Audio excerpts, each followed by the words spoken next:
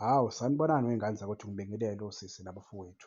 Bafowethu, ngicabanga ukuthi abaningi-ke bayibonile lamahemhemu noma nje ngithi nje iy'ndaba esey'qinisekisiwe ngamanye amazwi. Kuthiwa uChaslet lo obuye e-England with Kaizer Chiefs, bambolekise lapha kumaZulu. Engingazi-ke noma inkontileka yesikhathi esingakanani kodwa engicabanga ukuthi kuzoba i-short term, i-short term loan ezophela nje ngoJuni, ngoMeyi uma kuvala isizini yalapho kuJuni, yabo. So engifisayo ukuthi umfana omdala akayibonakalise laphana azokhona naye uku-select-wa aye kwi-World Cup, yabo.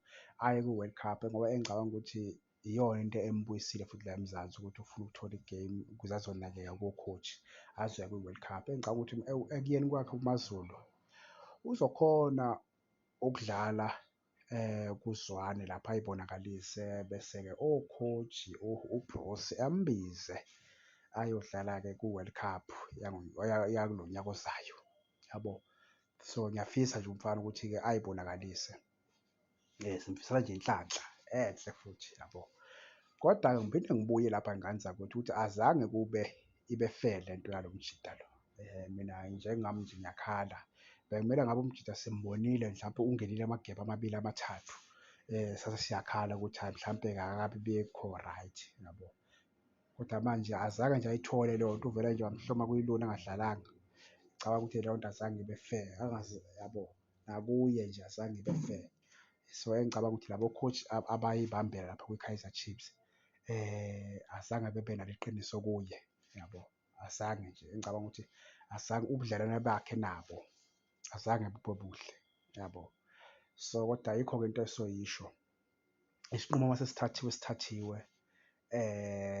Simfisela inhlanhla umjida ukuthi a-perform-e nje as usual njengoba bebemazi-ke phesheya ukuthi bedlala kanjani. Mhlampe-ke sombona-ke nathi simbone sithi hhayi no, akabuye kodwa yabo. Kodwa engicabanga ukuthi abafana bekumele bebalona, mina uMdudu Shabalala, hhayi mina bekumele bemlone loya mfana loyana, hhayi akasiniki lutho bafowethu, yabo.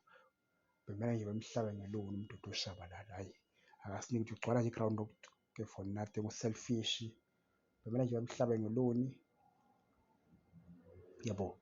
Akasiniki lutho uShabalala, mina ngiyabona nje ngifuna ukuqamba amanga. Kodwa-ke isinqumo as long sesithathiwe babhemu, akukho ukuhlehlela emumva. Esiyobona ukuthi bayosayinela baphi abe-Kaizer Chiefs ngoba nje sekuzovula i-transfer window eyi-one. Sobona lapho ukuthi bayosinikeza baphi abadlali ngoba phela sinemidlalo ye-CAF enzima kakhulu ekumele siyiwine, yabo, ekumele siyiwine. So ngicabanga ukuthi uma benga-add-a nje i-number 10, sifuna nje u-number 10 o-right kakhulu, yabo.